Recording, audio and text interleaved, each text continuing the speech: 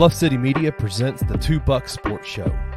Stepping up to the microphone are your hosts, Drew Gann and Rusty Witten. Now, let's get to the show. What's up, everybody? Welcome back to another edition of the Two Buck Sports Show. I'm your co-host, Rusty Buckets, coming with you, as always, with my esteemed colleague, Uncle Buck. I apologize for the audio issues last week. I don't know what happened on those. Hoping those are corrected this week, and y'all don't have to listen to cackling in between us cackling. So, Uncle Buck, welcome to the show. What's up, Buckets? You know, I don't feel like we've ever looked more alike than we look right now. Here we are. Did not play. We did not go 2 bucks with uniforms today. We did not enact a uniform policy for the show this week, but it just happened that we both are really excited for a college football season, and we both decided to wear the Ole Miss powder blue. Or this is a Grizzlies shirt in honor of Luke Canard signing his deal, which we'll get to here in a minute. I can't believe you're putting. Don't you put that evil on me, Ricky Bobby? I ain't here for that. Yeah, we're all good. We're excited to have another episode here of the Two Buck Sports Show. Rusty, how is West Tennessee? Sorry, East Tennessee's on the mind still. It's hot. It's so stupid hot, man. Like I sweat more going from clinic to my truck than I do in the gym right now because it's just so muggy. And it is like, I did not miss this living on the Carolina coast, and I am in the throes of some heat and some stickiness, and it's just disgusting, man. Other than that, life is good. It all is good here in Memphis. Yeah, my air conditioner sounds like me after I've been walking upstairs. You know, it's just wheezing out there. It's set on 71, and it's trying its hardest to get down to 74 right now. That's it, man. And then the ragweed's blooming this week. It's got me walking around breathing like Draymond, and I miss the beach, man. I just miss beach weather.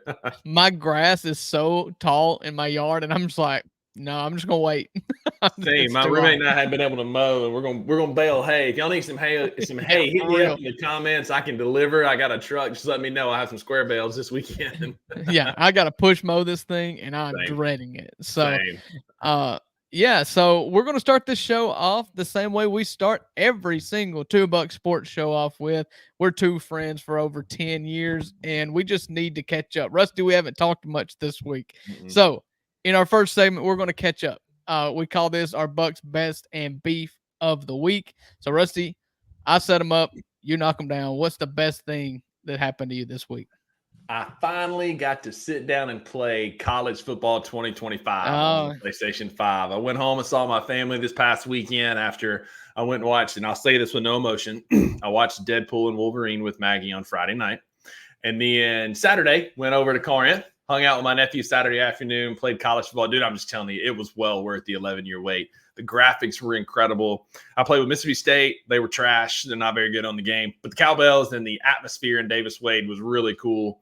Played with Missouri. They're awesome. I played with Utah. Cam Rising is incredible. I had a 35-yard run with him, broke 5 tackles. The spin move with their running back is a cheat code. It's like a 7-yard spin, and you leave everybody in the dust. But the coolest thing was playing with Memphis. Memphis has 17 uniform combinations, including the tiger striped helmets, the M Tiger, like the cool new, some throwback jerseys. It was awesome. Gameplay looked so real. The passing and everything was like I remember, but it was definitely more difficult. It's definitely a different game than what it was in 2014, the last one I played. But it was awesome, man. It's worth the hype, man. Absolutely worth the hype. I'm kind of wondering if it's not just best that I don't play it for 2 reasons. 1, I'll become addicted. 2, I'll realize that I suck at it.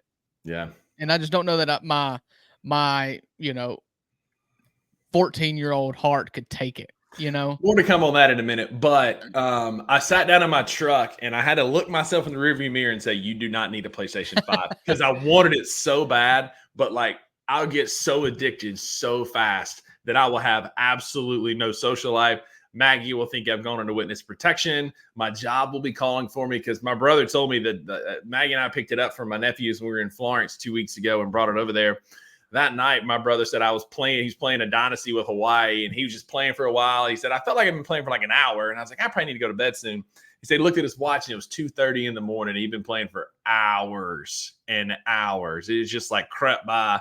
Because it's so fun and realistic, and shout out, no free shout outs to EA Sports, crushed it with the game. It's absolutely incredible.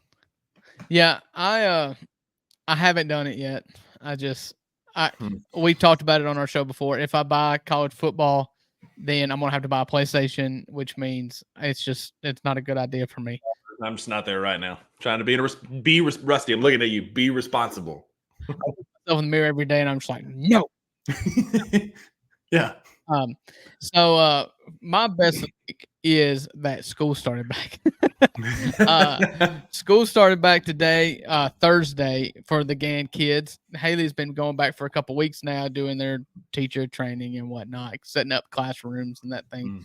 And so school started back this week, and I've got to tell you, like, I've got 2 kids that are old enough to stay at home, but it's really just driven me crazy because like teaching kids, like we leave them a few chores to do, and it's the same. I told my dad, they were over here last night eating, and I was just like, I know what you deal with. I know what you dealt with. Like, I come home frustrated because I ask you to do 3 things, you know? And so, and then they're halfway done so they can watch YouTube some more, and it just drives me crazy. And so, it ruined my lunch break every day because I love to come home and sit in my chair for an hour. And instead, like, they were there, and I just looked around at things they haven't done today. And I was just like, I told them, I was like, do you know what it's like to come in just expecting to be mad? No, you don't. It stinks. I saw some on Twitter the other day, and it was like, I understand now why my mom got frustrated when I didn't set the chicken out to get it thawed, and she's worked a full day and came home to unthawed chicken. Yeah. And so I asked Chloe to lay out some chicken out of the freezer because I forgot. So I'm going to take a little bit of blame for it. Only to come home and realize that she had set out, like, I'm talking like a huge pack of chicken breasts, for the family. She had set out like 4 pork chops. And I was like, no, this isn't going to work. Jesus, I need some of the fish and loaves right about now. Yeah, so we did $2 tacos at the Mexican restaurant that night. So, attaboy. So that's my best of the week. The kids just got back out of school, and I got to resume my 1-hour nap at lunch today at the house by myself. Incredible. Love that. So what goes up must come down. We always follow with our beef of the week. And my beef of the week is that I'm no longer good at video games. When I was a kid, I was like, I kicked my brother's butt. I was always the best one at video games. For the longest time, I could beat my nephews so easily, man. It just really without any effort. But I don't have a PlayStation. I don't play very often. I don't get to practice. The only time I play is when I play with them. And the last time we played was probably 6 or 8 months ago. We played Madden, and I just destroyed them, including my older nephew. Buddy, I didn't even have a chance, man. I was just like, Ty beat the crap out of me. I got hosed when I was Missouri. I threw 6 interceptions. 3 of them were off a deflection, and one of them, like, they have a feature in the game when you're getting tackled, they throw a pass like 2 or 3 yards down the field. It just kind of dribbles out of his hand. No. Brady Cook threw a 40-yard dart to the free safety where there was nobody around for an interception. Got beat in that game, lost in overtime, lost with Utah. And so, again, late game interceptions. And then Ty beat me by 3 when I was Memphis, and he was Colorado. I had him against the ropes. I was calling timeouts. I just needed the ball. And a new feature on the game is they take a knee, and then the game ends. Like, you don't have to take it multiple times, just ends the game. And I lost to him by 2 points. And I was like, if I'd have just had the ball because I was getting momentum, I was going to beat him. But I went 0-4 playing video games. It broke my 14-year-old heart that I'm no longer like the alpha when it comes to video games. And that was another reason why I was selling myself in my truck. You do not need to get one in practice. Like, it's okay that they won. It's a video game. Let it go. Because I hate losing, especially something I used to be very, very good at. I hate losing. But my beef is I went 0-4 in college football for the first time playing it. Yeah. Well, I think that it stinks because, like we've talked on the show before, like my kids are not going to lose to me on anything. And the fact that it was your nephews, it was like, I don't know that you can come back from that. Like, I don't think they'll ever respect you. I know. And that's the thing. I went in full of confidence. Probably shouldn't have been state for the first game. That probably set me back a little bit because they're just not good on the video game. But got your head fun. A little bit. Maybe, and then I just couldn't recover. Again, the very next game, I threw 6 picks with Brady Cook, so it was clearly there. I got down, man, couldn't come back, 0-4, and part of me wants to play again, but part of me is like, you need to go buy one and play for hours so that when you go back, you can beat those little knuckleheads and show them what's up. You're like you're the dude at the slot machines. Like, all I got to do is win one. Just get back even. Just get back even. So, oh man. So my beef was just going to be that it's just so dang hot outside, but I'll pivot. If you've noticed, I've had to look down at my phone. My dad is borrowing my truck. Oh boy. And he's currently locked out. So I think that's my beef now, because I'm like, hold on, what's the exterior truck code like? I think I sent him the wrong one. He's called me 8 times. Hold on. It's 100 degrees outside. Yeah. He's stuck. So has my 02 F-150 finally bit the dust, Yeah, exactly. So, I keep it brief. I think we've got it worked out, though. It turns out I texted him the wrong code, I think. So sorry, Pops. Give the right code. He might get in. But that's our best in beef segment of the week. If you or anybody that has any kind of connection to a restaurant that sells burgers, steaks, any kind of beef product, A, we'd love to try your products. B, yes, sponsor this segment. We'll give you a shout out right now. But for now, we don't have that. We move on to our next segment without a sponsor. So we're going to move on to talk about the Memphis Grizzlies. Memphis Grizzlies had finally some news this week that we've been waiting for a long time. And Luke Canard is back in Memphis, signed a 1-year, $11 million deal just this week. It was reported by Woj Bomb day before yesterday, and it dropped yesterday about mid-morning. It's a good thing I was sitting down at a work meeting because I was pretty fired up. As you probably saw if you follow me on Twitter, it was a great day for Old Buckets on Twitter yesterday. Getting Luke Canard back on the team. It's fired up, man. Drew, what were your early thoughts looking at that contract? Well, first, I was excited to see he's on the team. He is the best 3-point shooter in the NBA. I don't understand the discourse. Okay, tell me about it, man. Give me people are crazy, and I've got beef with you too about it. So I'm going to get there. But I love it. I've wanted it to happen the whole time. I told you last week it was going to happen. It just made no sense that it wasn't going to happen. Mm-hmm. We talked on Luke's show that I've had a dozen different thoughts as to why it hasn't happened. Mm-hmm. It turns out Tyus Jones was possibly coming, and then the Zaire Williams thing maybe was holding it up. Then it finally just happened, kind of dropped out of the blue, out of nowhere. And I'm just really stoked that it happened. I think that it is a great sign. I think it's a great tool to have around around John Morant, where you can kick and he can shoot to the greatest person in the world. Yeah, he also pretty baby girl there. He also can beef up our second line and be like a floor general, run the point if we need him to. He's a great shooter. He makes our second team that much more lethal and our bench that much deeper.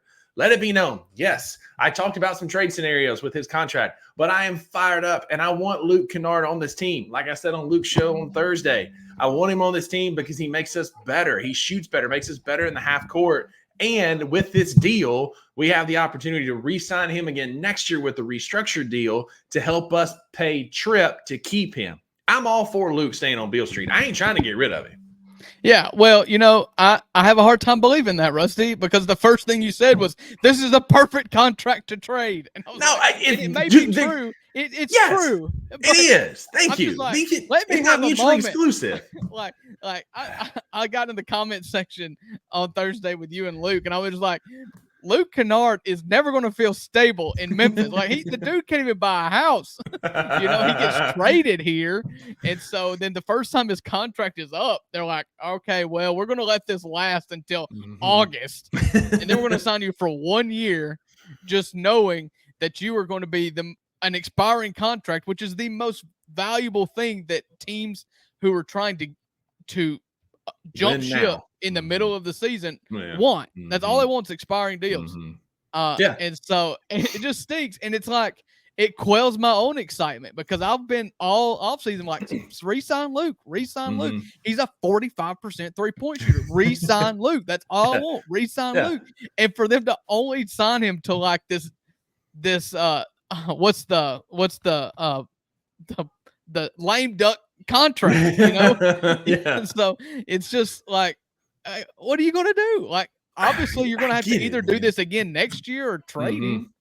I get it. And I like the idea of Luke being here. Again, 45% three-point shooter. Guy just doesn't miss. He's lethal from beyond the arc. He makes us better in the half court. We're going to be a lot better in the half court when some of the guys come back from injury, and Luke only makes us better. So, again, don't hear what I'm not saying. I want Luke in Memphis, and this is not mutually exclusive. I want Luke in Memphis. I want him to stay. That's also a really good contract to pair with a John Conchar to get an $18 million wing that we can send off on 2 expiring deals to a team that may be tanking and that has a guy that can score that might fit what we need, or has a big that might fit what we need should the opportunity arise. But don't get me wrong. I want Luke to retire at Grizz. He makes us better because he can shoot so well. I've got a theory that I believe an $18 million wing more times than not is a trash wing in this market. The market obviously just wasn't there for Luke, and I honestly don't know how hard that they seeked out another team either, because soon as the news broke that they were not picking up his contract, the wording in the same tweet was they're going to look to have another deal, right? To re-sign, but he re-signed for less money. Yeah, like less money per year. I don't get it. It doesn't make any sense. Again, I think it's trying to be team friendly. Like this, I don't know what's going on. You know, Chef Kleiman's cooking up something. It could be a thing that it's like, hey, we're going to pay you $11 million this year, give you 1 year. Let us see how the season goes. We've got to re-sign Tripp because he's going to be an unrestricted free agent after the 25-26 season. We've got to do something there to get him back. Let's see how everything shakes out. That. Maybe we move somebody, like we lose Jitty and Santi and some other money, move it around, and then we take care of him next offseason, giving him a longer deal. Yeah, and I get that. But all the risk in that situation is on Luke. Sure. What if he blows out his knee? His career's over. Sure. You know? Like, I don't know why Luke takes that deal. At least let me expire. Like, you know, write out the whatever he was making, 13 or 14, and just let it end after next season. We're in the same spot. You know? It just shows that we are deathly afraid of the first apron, like every other NBA team. Is you don't want to be tied that first apron, yes, and you don't want to be exactly under it by dollar. Exactly. So we're just under $5 million short of it now. We have an open roster spot. We're 15 something million, 18 million below the second apron. We've got plenty of breathing room there. Should something need to happen, and like I said, probably gonna have 2 open roster spots because I doubt that Diakite is part of this team when we tip off in October. I'd be shocked if he was. So we've got some wiggle room. Like we've got ourselves some breathing room, which will help. Because I don't care what these delusional fans on Twitter are saying. I think this is a very competitive championship level team. We're a year away from 56 and 51 wins. Like you and I have said numerous times across multiple shows on here. People want to argue. You can argue with a wall about that this guy was coming at me a little bit like, no, we never won an NBA championship, but you're a clown if you think that we weren't. Like injuries in the Warriors series and DB suspension, injuries in the Lakers series really made those series different. Because if we're fully healthy, that's we're having a whole different conversation now. Because especially that Warriors year, if Ja doesn't get hurt and DB doesn't get suspended, we beat the Warriors to go to the Western Conference Finals. If Ja doesn't get hurt and DB gets suspended for the rest of the series, we win that. We still go to the Western Conference Finals. Very true. Yeah, so, it was confusing to me, and I just didn't really get it from Luke's side, and I just really want him long term. But I get everything you're saying. I get the tax implications, the aprons. I get all that. If it were me, and you're offering me that deal, I'm probably just like, nah. I need 2 years. You know, the stability, you know. At least give me an option. Let's put an option. Yeah, give me an option, or you have the option to pick me up. But I don't want to be an unrestricted free agent next year. Yeah. But anyways, I think it's still I know you understand this, but for our viewers at home, I do think that this is another like Scottie Pippen case where it's like, hey, we're going to take care of you in the right time. Like, let's see how it goes. We're going to take care of you. I think in Kleiman, I trust. He takes care of his guys. I feel good about it, especially if Luke goes out and shoots like Luke always shoots. He's going to be well taken care of, for sure. Yeah. I agree with all that. Other bit of Grizz news: August the 15th, the Memphis Grizzlies schedule will be released. We will know August 15th who we're playing, when, what, where. It's coming down the pipe. For those of you who are subscribed to Xfinity for your cable provider, Bally Sports is back on their regular packages, so you'll be able to watch the Grizzlies on the great network that is Bally Sports, because it's so at least dependable. You don't have to stream it. Yeah, exactly. So reliable, so dependable. But Bally Sports is back on Xfinity next year, and the Grizzlies will know their schedule as of August the 15th. Any other Grizz news you want to talk about before we make the jump? No, not in particular. I still think that they should just go ahead and sign Scottie Pippen Jr. I just think you do that for Scottie Pippen Jr. Not much has happened. Santi Aldama is still having a great Olympics. We finally kind of come out the other side of free agency here. All eyes are on the Olympics, and we're going to talk about that. It's kind of we're kind of in a decline a little bit when it comes to NBA news, and undoubtedly something will pick up big here as we're not expecting it. But yeah, just know we're recording this Thursday evening, so if something drops before the show drops on Friday, we didn't know about it, guys. Don't come at us in the comments. Like, we didn't know. Right. But yeah, speaking of the Olympics, man, if I am Steve Kerr, I don't know that Joel Embiid sees the floor anymore. His game doesn't fit FIBA rules, and Bam has looked incredible, man. He played so good against South Sudan. Yeah, that's not a lie at all. Joel Embiid, who is bigger than everybody, is also softer than everybody, and they're just pushing him around. And I feel like he just doesn't have the respect of the locker room either. But I also feel like guys like LeBron and Steph Curry and all these guys that recruited him to play for the U.S. team is kind of having to back him a little bit, you know? I mean, yeah. Steve Kerr did not play Jason Tatum against Serbia, and he came out and was like, blah, blah, blah, a bunch of coach speak. Then they started him the next game, and Joel Embiid didn't play. And so it's just weird. I don't think that this team is really scared about losing many games right now, and nor should they be. No. And so you're able to play kind of as the head ball coach, you're able to play nice with everybody and just let everybody have their minutes. Jason Tatum obviously didn't take it too hard. You know, he got the start, and I think the first shot he clanked it off the side of the backboard from three. Nerves, and he finished 2 for 4 with 4 points. Again, we're kind of playing with our food right now in these stage games. Again, we record again. This drops today, Friday at 3:00. Play tomorrow on Saturday against Puerto Rico, who Serbia beat by over 70 points. I mean, beat the crap out of Puerto Rico. Really won't have much trouble there. I think he's playing with some lineups to figure out what we're going to need once we start getting to the semis. You know, we're going to play Spain. We got Serbia probably looming again. Like, those are a couple teams we're probably going to play. Shout out Wayno. The Aussies are playing good right now. We'll probably play them. Maybe could play them at some point. Just seeing what he has. You know, he played Hallie too. Halliburton didn't play in the Serbia game, and he came off the bench 2 for 3 in 8 minutes with 6 points, very efficient. But Bam has kind of been the story, man. He looked super good against some big, long, athletic bigs, including shout out former Grizz Wenyan Gabriel. Grabs 10 boards for the South Sudan, only scored 2 points, but was a rebounding machine. Steph had kind of an off night, but Bam really looked good in that game, man. He definitely stepped up. Yeah, it's kind of shocking to see Bam stand out like that, because you always know that Bam is good, and he's always been good at his role. He's always been elite defensively. He's been a really good, durable offensive big man, good screen setter. He's slowly but surely kind of inched his range out, his shooting range out, and so I think you really look at Bam. And if you're the Miami Heat and Eric Spoelstra is on this USA staff, and you think like there is a life coming really, really soon that's without Jimmy Butler. And you're starting, if you're a Heat fan, you're in that front office, if you're looking at Team USA, you're just like, I think we can like use him as the anchor. You know, he is very versatile. He is very versatile, and he can do everything. And so if he can really stretch that shot out, I mean, you're talking a top 10, 15 player in the league.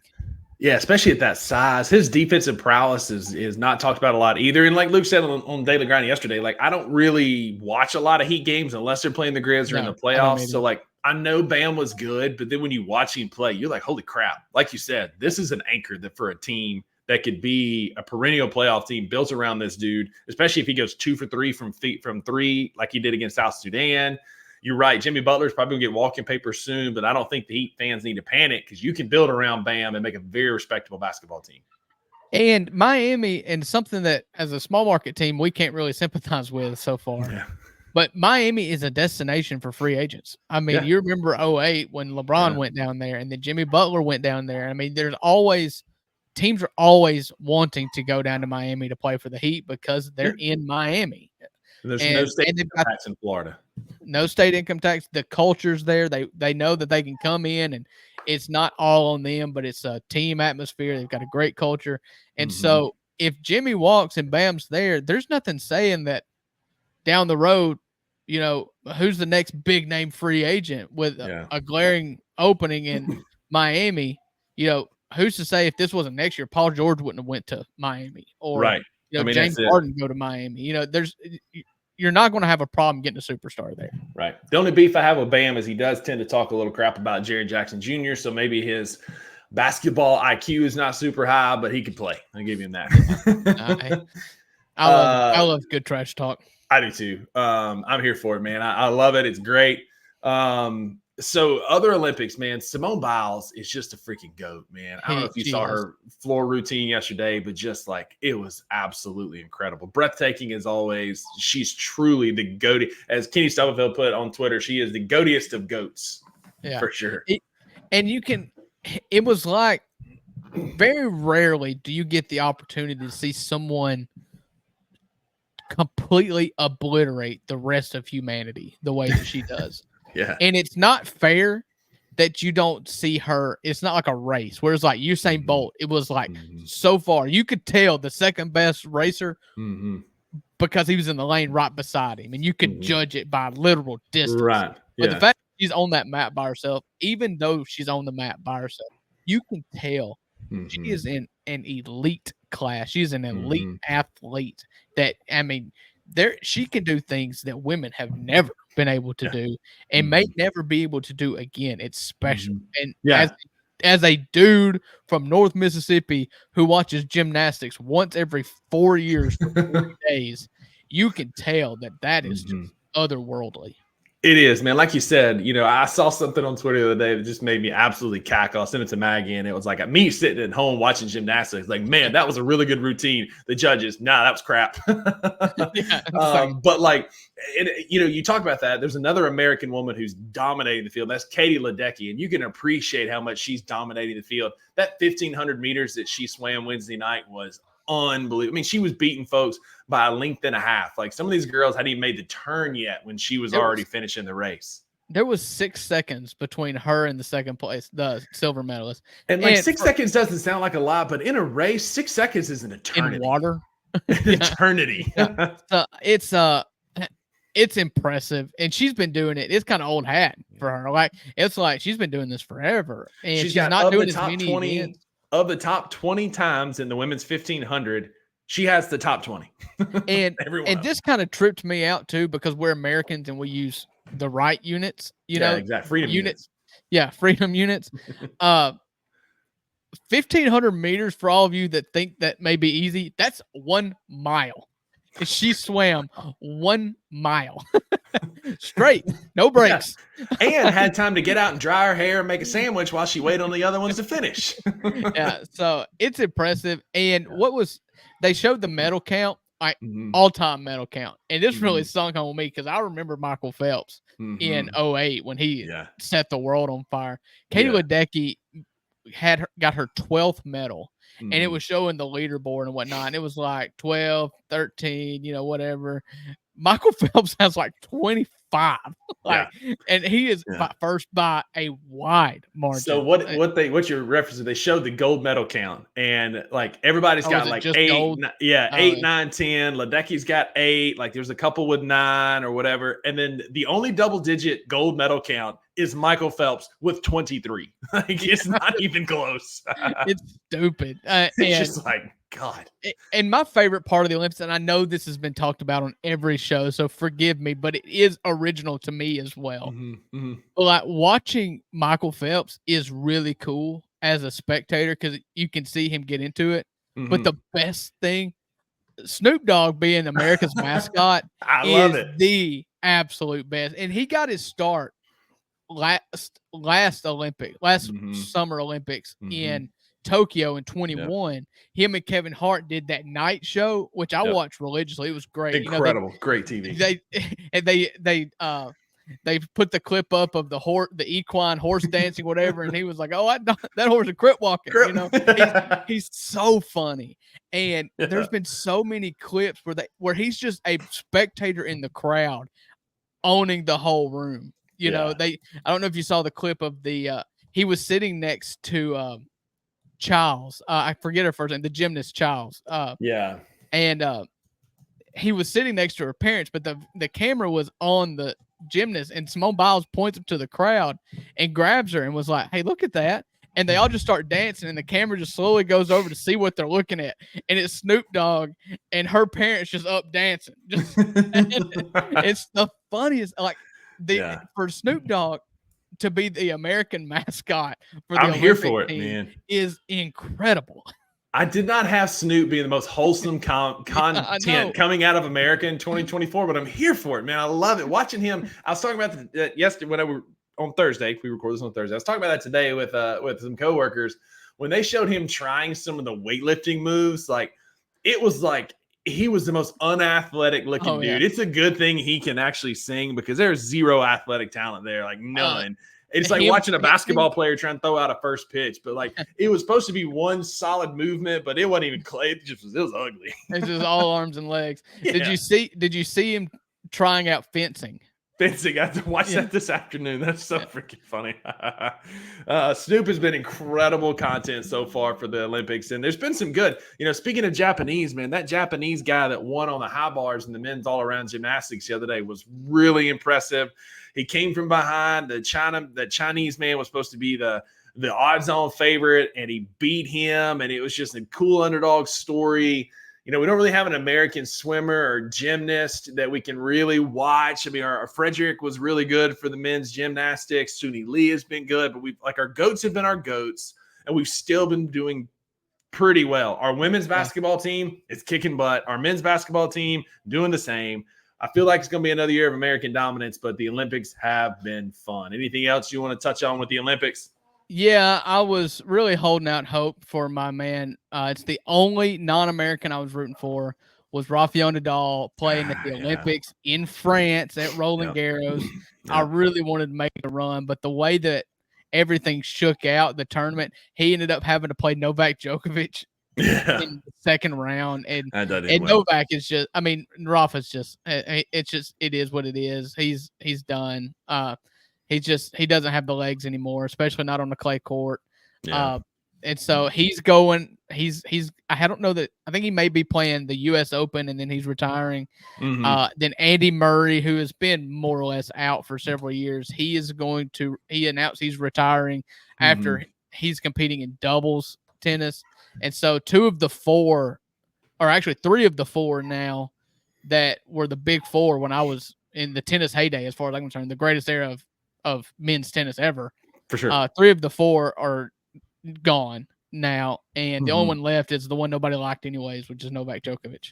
Right. Yeah, for sure. I tell you that watching Nadal and what's the young Spaniard? What's his name? Carlos Alcaraz. Hey, that kid can play, man. He has got a bright future. He's young. He's like 20 years old, but can flat play. Yeah, and they got beat. And so Rafa's totally out. He was going to just play doubles, but he decided since it was at Roland Garros that he was going to give singles a try too. And but he's done. And so that was sad. He was the only non-American I was going to root for, and I was very honest with that from the front.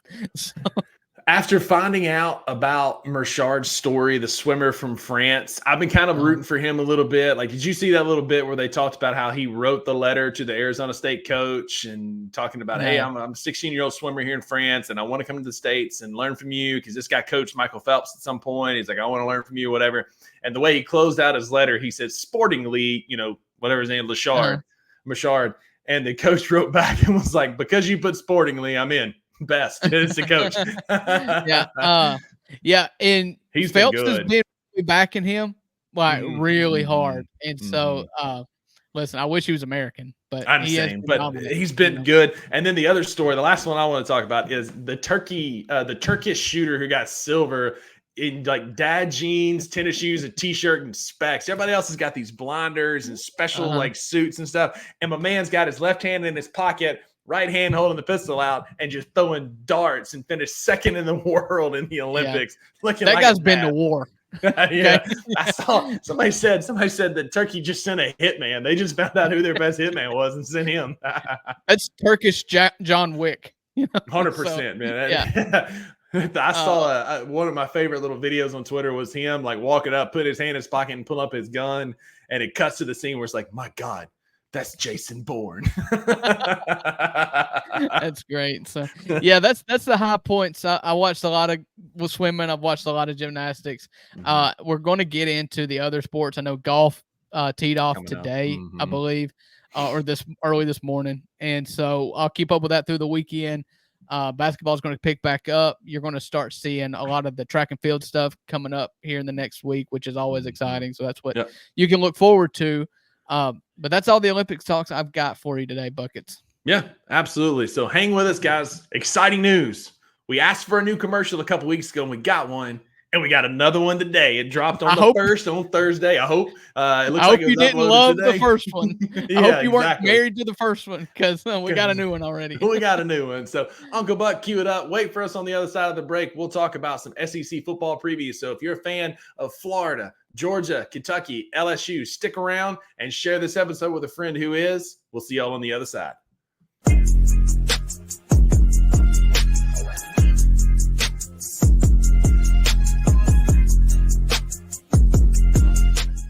I've seen some videos. I know they had it at AAC Media Day. Seth played Commissioner Pernetti. You didn't jump on the sticks there? Yeah, I have not partaked in it. I've warned our players, hey, once it gets to midnight, shut the damn thing off and get some sleep. I will tell you, it is difficult to shut that thing off. It's a great game. I don't know if you've seen your ratings or anything, kept up with it. They've got every uniform possible. We're the highest rated G5, so they think very highly. It's one of my favorite games, so I had to get a new system for it. I've created a dynasty, but defense is impossible. It is, Coach, I couldn't stop the FCS Pandas. Well, I mean, we got to teach you some defensive skills. I know, I do. I will not be applying for any defensive analyst roles, and I do not envy Jordan Hankins whatsoever. So you won't be in the stands yelling, play defense anymore. You're like, hey, it's hard enough, I get it. Yeah, I get it now. There's going to be, right, everybody else tells me how to coach a game and how to play it. Now it's twofold. Right now, everybody's, you should have run the, what about the smash pattern on 3rd and 6, Coach? What do you think? I'm like, oh boy, now everybody's going to have answers, and I can't wait. And you got to send over your college football 25 resume before you can give any sort of advice to Coach on what they need to be doing. Tune in to Tigers Untapped with TJ Willis and Trey Lasley every Wednesday at 3 p.m. on the Bluff City Media YouTube channel. What does Team USA basketball look like for you in 2028? At guards, you loaded.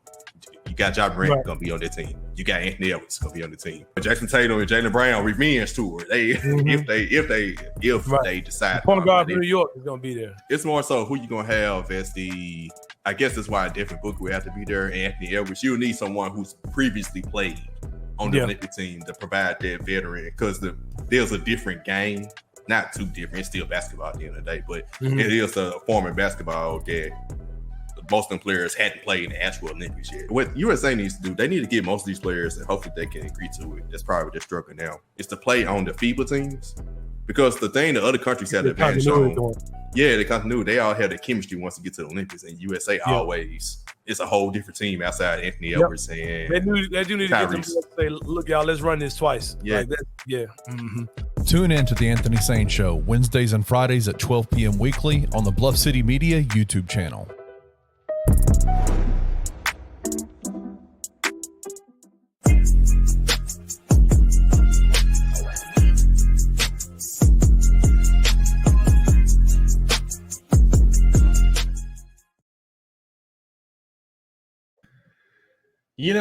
Uncle Buck, how we ended up on this network with these cats is beyond me because we've got some great content creators. I'm not even a Memphis fan, and I watched that Ryan Silverfield interview. It was awesome. Trey Lasley did an incredible job. Listening to Sane and Paris chop it up about the 2028 Olympic team. Y'all check out the network, bluffcitymedia.co. There are some talented content creators on here bringing you all things Memphis sports, all things Mid-South sports. And then stick around for two buffoons who talk about the SEC because we can give you our opinion on it that will guarantee to be wrong. about your favorite My SEC. aren't wrong. Oh, they're not, huh? I'm either right or somebody else screwed up. Yeah, there you go. Well, we're going to transition now. This is our favorite time of the year, heading into our favorite season where we talk about SEC football. That's all we talk about in the coming months. Got it coming up. Got a brand new graphic for everybody. I've been playing around on Canva, as you can tell. But we got some SEC football talk. So we're taking a few weeks and we're kind of previewing some teams, talking about what they're going to look like before the season starts. We'll give you what we think. And this is Spring That's on Uncle Buck. We're going to take an episode where we're going to tell you how we think the SEC East and West are going to finish out and give you our final rankings right before the season starts. But today, we've got 4 teams that we're going to tackle in the next little bit. Number 1, the Florida Gators. We talked last week that the odds-on favorite for college football coaches to be fired first is Billy Napier, and I understand why. Florida has got a murderous schedule. They're looking at avoiding their 4th consecutive losing season. Their defense is bad. They lost Trevor Etienne to Georgia. Their O-line is not good. Graham Mertz was D-lineman at Ole Miss. Yeah, there you go. He transferred out. Graham Mertz sneakily had over 2,900 yards passing last year. Trash. But what are you going to do? They're so bad. Listen, I mean, they've got their home games are A&M, Kentucky, LSU, and Ole Miss. That's 3 out of 4 losses right there. They might could beat A&M, but those other 3 teams are going to beat them. Their road games, they play at Davis Wade. It's one of the toughest places to play in the SEC. At Tennessee, at Georgia, at Texas, and at Florida State. Like, that's a brutal road tilt. That is the worst schedule I've ever heard. Goodness. Yeah, it's bad. Because it always works one of 2 ways, isn't it? You either get the really easy schedule when you're good or the really awful schedule when you're bad. You know, somebody in the background back there agrees. They are upset at this Florida football schedule. That was my daughter saying amen, you know. So I'm you know, y'all know the story. I got 4 kids. Yeah, so listen, you get what you pay for here. Hang in there. We love it, man. We love the kids. So I think Florida's in for it. I don't really see a redeemable quality in this schedule, in their team, in their coach is kind of already being looked at. Anytime you start the year as like the odds-on favorite to get fired first, like you just really don't have anything. You can't rally that locker room in this age of player and social media. It's like you cannot insulate them from this noise. And you can talk about buy-in, you can talk about this, you can talk about that, but there's just no perfect way to insulate the team from outside noise like that, especially negative outside noise. And it may be that you start with momentum and then you can go and hopefully you can build. But a lot of times in situations like this, the first bit of adversity you hear, everybody just like, yeah, I remember. Yeah, the coach sucks, or we're supposed to suck anyways. What does it matter? You know? Yeah, for sure. It's just I hope that they kind of fall apart because Ole Miss plays at Florida the week before the Egg Bowl, which stinks. I hate that we're going on the road to an SEC team before the Egg Bowl. So I'm kind of hoping that they've just caved at that point, and it can be an easy game in Gainesville. So listen to this, man. You talk about starting with some momentum. Their non-conference, all 4 of their non-conference teams are projected at 6.5 wins or higher. So Miami is 7.5. Samford, 6.5. Reality, they probably won't struggle there, but 6.5 wins. It's a good Samford team. Central Florida, 7.5. Florida State, 7.5. That's a tough non-conference tilt. It's not a lot easier for your non-conference games. And they don't play at Georgia. They play in Jacksonville. That doesn't really that neutral site doesn't do a ton for me. Yeah. So what is Miami's over under? I got a reason for asking. So on 3, and it may be just that they were betting on them to win the ACC, but they had Miami. No, honestly, they did. Well, they had Miami as the 3 seed in the playoff. Now, there's some questions that I have answered. Obviously, there's going to be 4 buys. Do the 4 buys go to the 4 conference champions? Do you know that answer? Yes. Okay. Yes. And then the at-large is the 5th. Yeah. Okay. Because there's 12 teams this year and 4 teams buys. And so if the 4 teams that get buys are conference champions, then that makes sense. But no other way. Looking at Miami's schedule, their schedule is very favorable. I just pulled it up. They play at Florida. But they refuse to take a knee. So I mean, that's true.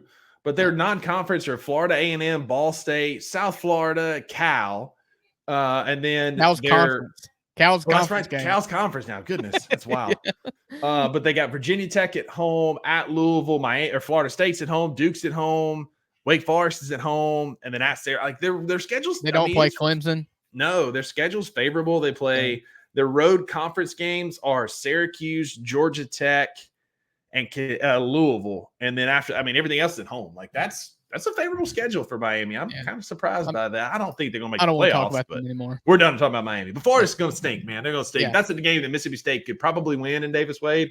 That team's terrible. They lost their best running back. They didn't really get anything in the transfer portal. It was more attrition than it was addition.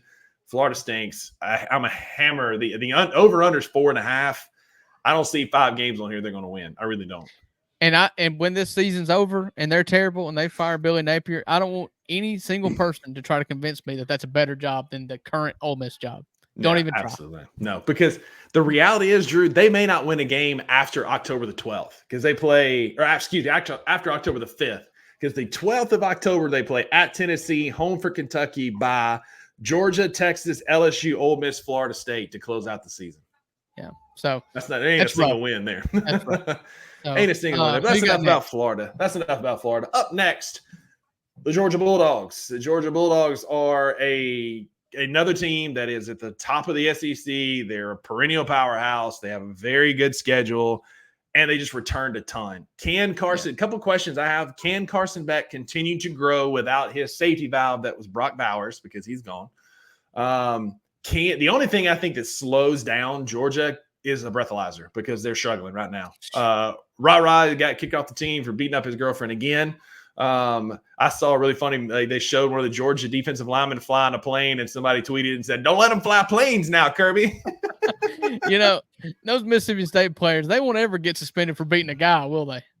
I knew that. Knew something like that was coming, you turd. But yeah, Ra got he's been kicked off the team. Kirby Smart removed his happy birthday post off of his social media. If you get kicked off of Georgia, you've murdered something. You've done something, man. Yeah. My good. Well, no, because those guys in that hit and run where they killed those girls last year, none of them got kicked off the team. Yeah. So, but anyway, I digress. Georgia's got the 24th hardest schedule in the NCAA according to ESPN.com, which is about that's about the bottom for any SEC team. It's got to be. It is. It is, and their over under is 10.5 wins. It's a tough schedule, but it's favorable. They start on a neutral site against Clemson in Atlanta. As neutral site as Atlanta can be. It's not Atlanta. Yeah. Tennessee Tech at Kentucky before their first bye week. Then they reel off 4 straight at Alabama, home for Auburn and Mississippi State, at Texas. Probably going at least 3-1, if not 4-0 through that stretch. Yeah. Those are bookends. They're going to beat Auburn and Mississippi State. The ones that are important there, Alabama and Texas. And they're both both of those are on the road. So they'll play at Alabama, and then I'm excited for that game at Texas, dude. Are you kidding me? That's going to be an incredible football game. Bye week, and then they finish out the season with 3 hard games, 2 easy games. They play Florida on a neutral site, at Ole Miss, home for Tennessee, UMass, and then at Georgia Tech to finish out the year. Listen, let's just be real. Georgia is the class of college football. It is. Right now, 100%. They are. You could have made a case for possibly Michigan if you're being very short-sighted, but then Harbaugh left. It's not anymore. Saban's left.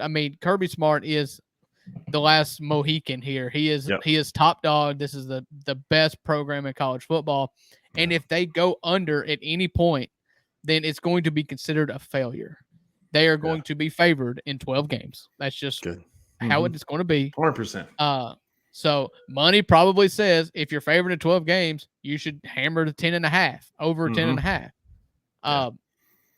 You do play at Texas, and you play at Ole Miss, and you play Alabama. Those are probably your 3 hardest games.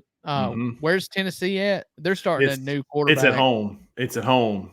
Yeah, in Georgia. So those are probably your 3 toughest games there. I don't see a situation where they lose 2 of them. So as an Ole Miss fan, you hope that you're the one that knocks them off, Yeah. And so I think Georgia's outlook's very simple. I think Carson Beck is good. I thought he went from okay to really good at the end of last season. Mm-hmm. I don't think that he will be anything other than really good. He's projected in the top 2 to 3 picks in the NFL draft next year.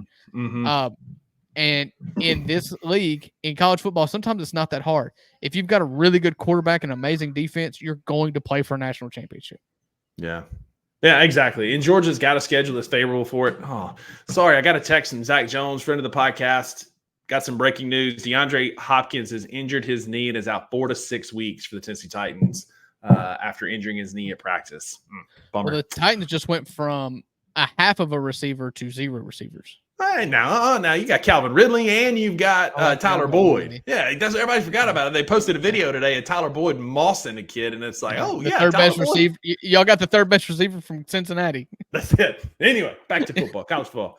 Shout out to Zach for giving me that. Back to college football. Georgia's plus 200 to win the SEC. I'd put my money on them, and I would hammer the over on Georgia at 10.5. With that schedule and who they got, give me Georgia. Next up, we have got the Kentucky Wildcats. Shout out Aaron Abbey, friend of the podcast. Yeah, exactly. Kentucky's going to be good, man. They got a new OC. They got a ton of new weapons. They got that Georgia transfer at quarterback, Brock Vandergriff. They got a former Ohio State running back in Trip Trayanum. I don't know how to pronounce his last name. Trayanum.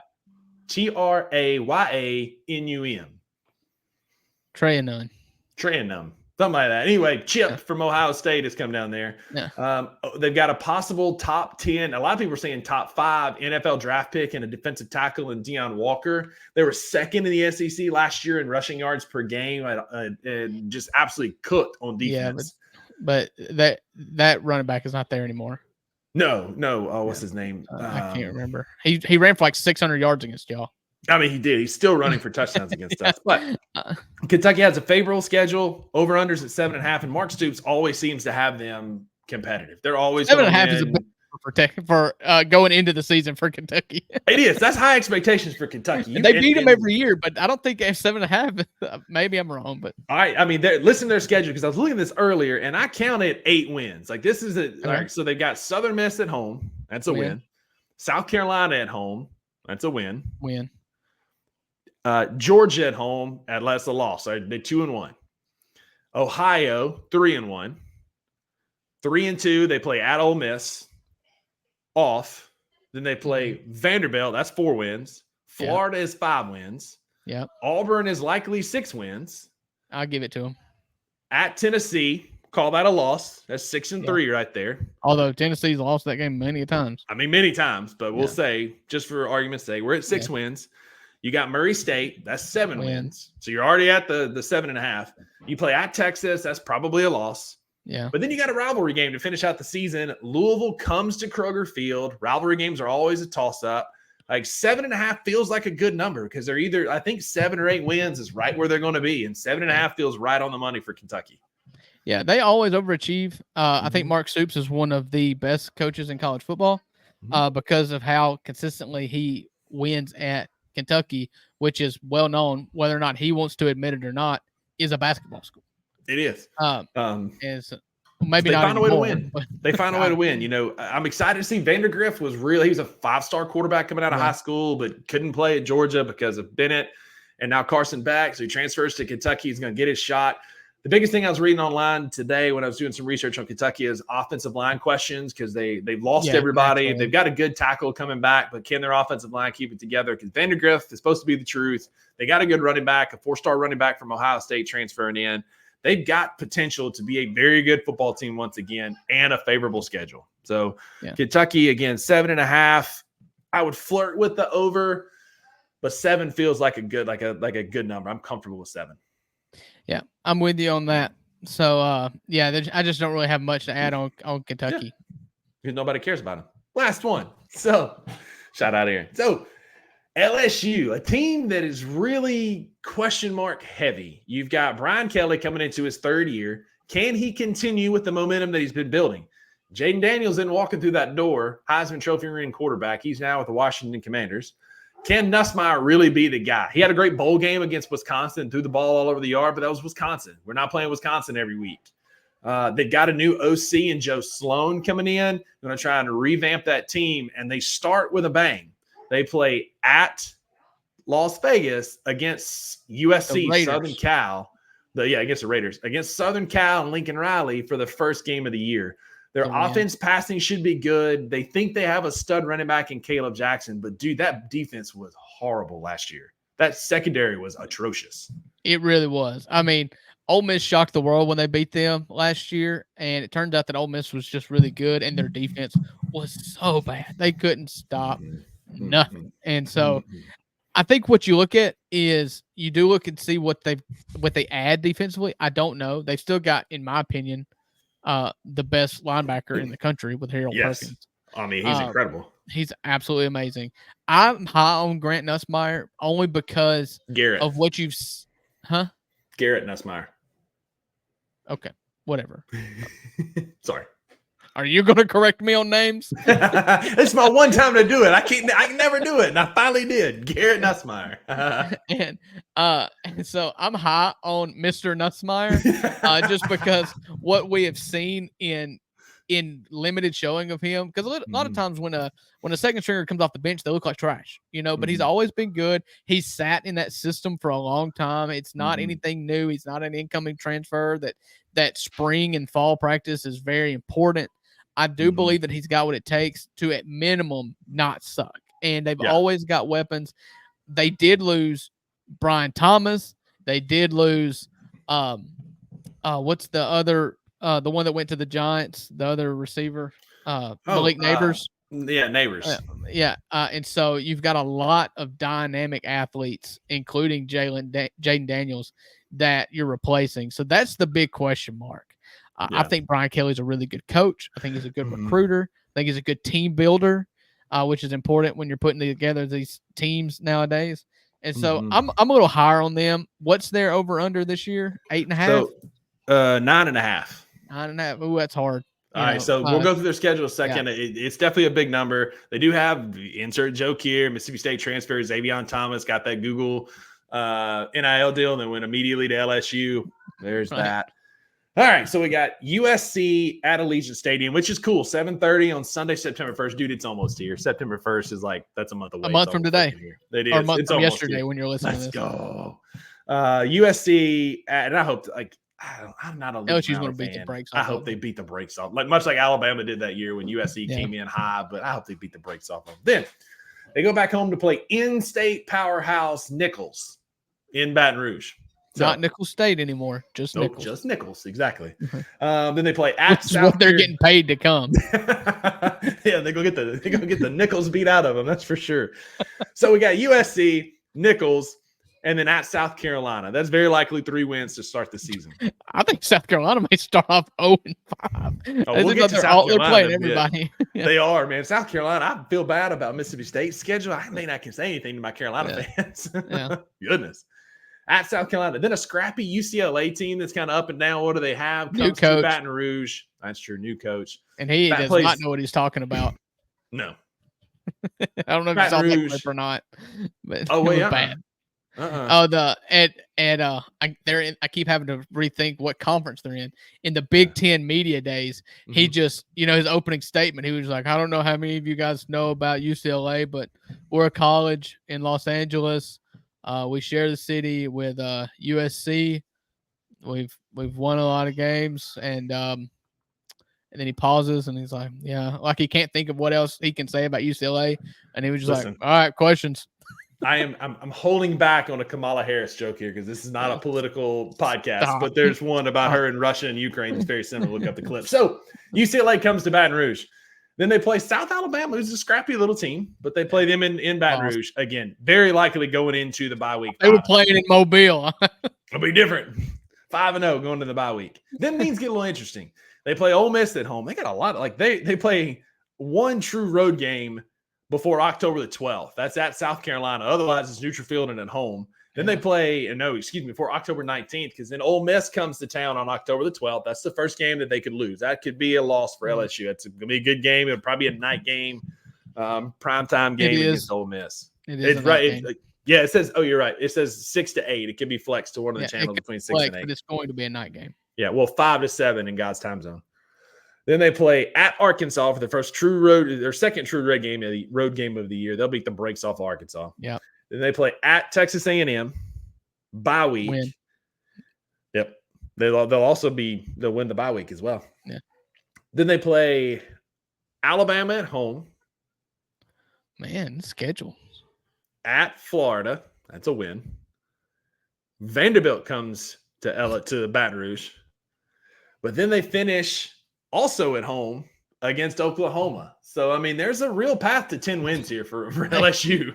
They may be the most unimpressive 10-2 team in the world.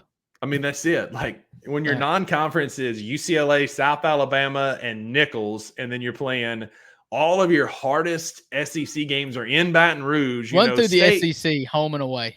Yep. So, at South Carolina, at Arkansas, at A&M, and at Florida are their 4 SEC road games. 4-0. Their 4 SEC home games are Ole Miss, Alabama, Vanderbilt, and Oklahoma. At a minimum, you're probably going to go 2-2 there. 2-2 there, yeah.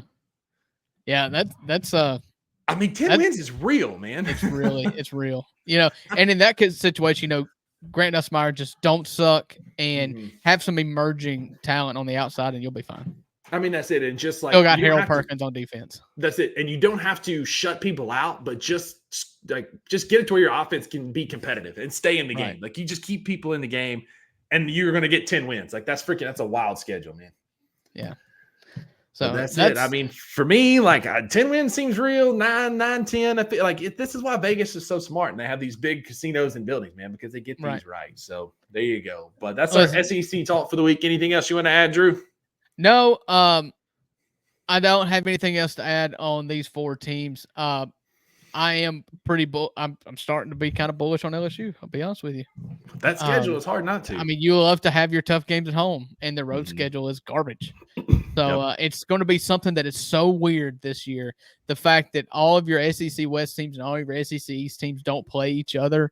Like Ole Miss doesn't play Alabama and Auburn. It's going to be weird, man. Saying we don't play Alabama, Auburn, or LSU. You just went through that LSU schedule, and it didn't have Mississippi State on it. You know, it's odd. Yep. It's odd. Yep. So stay tuned next week. We're going to skip State and Ole Miss, though they're on the slate for next week. We're going to save them for the end like we always do. So next week. Let me just throw something at you. On our last week, we're also going to talk Memphis. We'll do the homework. We'll talk Memphis when we talk Ole Miss and State. Mississippi State, Ole Miss, and Memphis will be the 3 teams for our last episode. But, next week, tune in for Missouri, Oklahoma, South Carolina, and Tennessee. We'll follow up that week with A&M, Texas, and Vandy. We'll take all of about 90 seconds, and then we'll save the last one for State, Ole Miss, Memphis, and our SEC projections before college football is back, baby. Let's go. I cannot wait to talk about the Vols with you next week, Rusty. GBO, baby, GBO. I'm going to clip that. Oh, God. So, it's been a fun show with you on this Thursday afternoon buckets. I've enjoyed it greatly. I appreciate everybody for sticking with us through this podcast. Appreciate everybody tuning in. If you want to talk with us more, find us on social media. You can talk to my daughter right now if you would like. Hey, baby. She's all fired up. And so appreciate all you guys. Go Grizz, go Rebs. Rusty, take us out. Before baby girl does, listen, there are no refunds of the $2 Sports Show because you, Drew, there he is. Say it, hit me. Because you always get what you pay for. Bye, guys. See y'all next week. Thank you for listening to the $2 Sports Show. If you enjoyed this episode, leave a rating and a review wherever you download your podcasts. Also, like and subscribe to Bluff City Media's YouTube page. For comprehensive coverage of all things Memphis sports, head over to www.bluffcitymedia.co and find out how you can become an insider. We will see you back here next time.